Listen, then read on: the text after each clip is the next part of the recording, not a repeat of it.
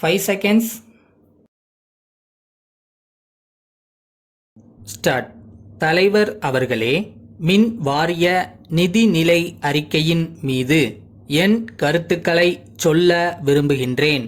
மாண்புமிகு மின்துறை அமைச்சர் அவர்கள் இத்துறைக்கான அலுவலராக பணியாற்றி இத்துறைக்கான அமைச்சர் பொறுப்பையும் ஏற்று செயல்பட்டு கொண்டு வருகிறார். அவருடைய பதவி காலத்தில் தமிழகத்தில் மின்வெட்டு என்ற அவல நிலையே இருக்கக்கூடாது என்று பொதுமக்கள் மிக அதிகமாக எதிர்பார்க்கிறார்கள்.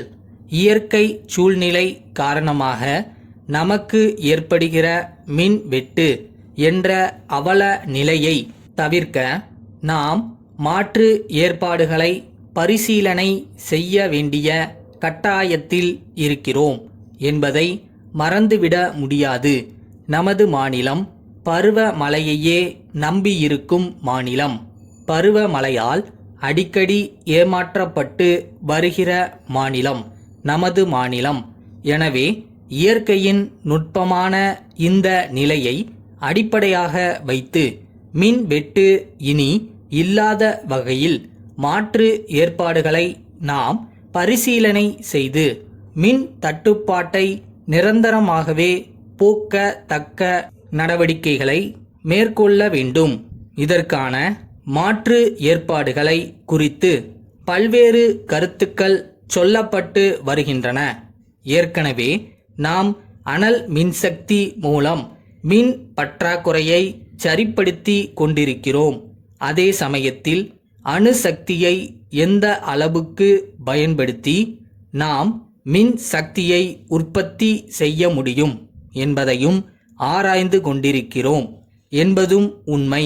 அதுபோல் சூரிய வெப்பத்தையும் மற்றும் கடல் அலையையும் பயன்படுத்தி அதிலிருந்து ஆக்க சக்தியை உருவாக்கி அவற்றின் மூலமாகவும் எவ்வாறு இந்த நாட்டு மக்களுக்கு நாம் பயன் கிட்ட செய்ய முடியும் என்பதையும் உடனடியாக ஆராய்ந்து நடவடிக்கை மேற்கொள்ள வேண்டும் என்பதை அரசின் கவனத்திற்கு கொண்டு வர விரும்புகிறேன். அடுத்து, கிராமங்களில் உள்ள தெரு விளக்குகள் இப்போதும் சரியாக எரிவது இல்லை. இப்படிப்பட்ட புகார் ஏற்கனவே இருந்துதான் ஊராட்சி ஒன்றியங்களின் பொறுப்பிலிருந்து தெரு விளக்குகளை பராமரிக்கும் பொறுப்பை மின் வாரியமே ஏற்றுக்கொண்டது. ஆனால் இப்போதும் இக்குறைபாடு பல இடங்களிலும் இருந்து கொண்டுதான் இருக்கிறது.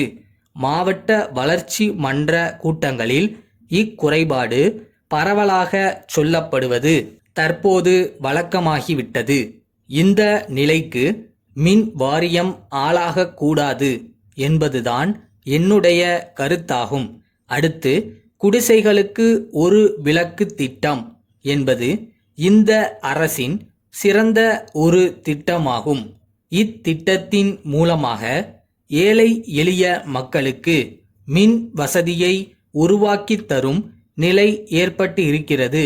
பொதுவாக எல்லோராலும் பாராட்டப்படுகிற திட்டமாக இது இருந்தாலும் இந்த திட்டத்தில் இருக்கின்ற ஒரு குறைபாட்டையும் நான் இந்த நேரத்தில் சுட்டிக்காட்ட விரும்புகிறேன். இந்த திட்டத்தின் கீழ் இணைப்பு கோரி போடப்படும் மனுக்களை வாங்குவதில் பொது மக்களுக்கு பெரிதும் இடர்பாடுகள் ஏற்படுகின்றன. இதற்கான விண்ணப்ப மனுக்கள் பல்வேறு விலைகளில் தனியார்களால் விற்கப்படுகின்றன. மின்சார வாரியமே இந்த மனுக்களை அச்சடித்து குறைந்த விலையில் மின்சாரத்துறையின் மூலமாகவே விற்பனை செய்வது நல்லது. சென்னை கேசவன் கூட்டமைப்பிலிருந்து காஞ்சிபுரம் வருண் கூட்டமைப்பிற்கு எழுதும் கடிதம். அன்புடையீர், தங்கள் கடிதம் கிடைக்கப்பெற்று தகவல் அறிந்தோம்.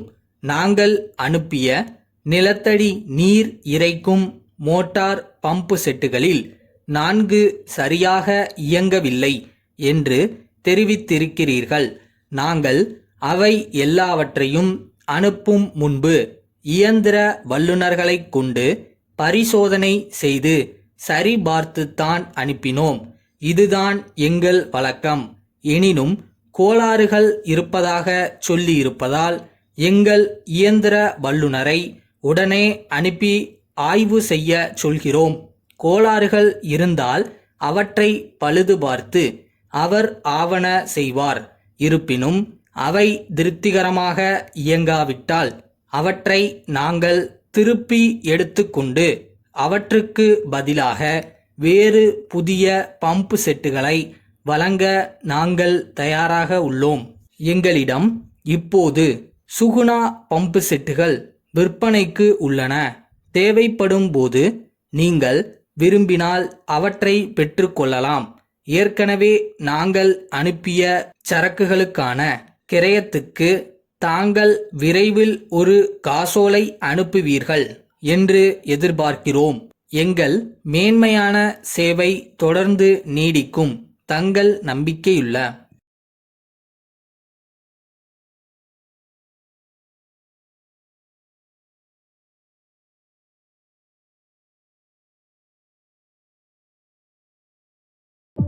ஒரு பொருள் காணா போச்சுன்னு தேடுறீங்கன்னா கிடைச்சிரும் நினைச்சு தேடினீங்கன்னா கிடைச்சிரும். அது அங்கதான் இருக்கு. நம்பிக்கை நமக்கு தான் வேணும்.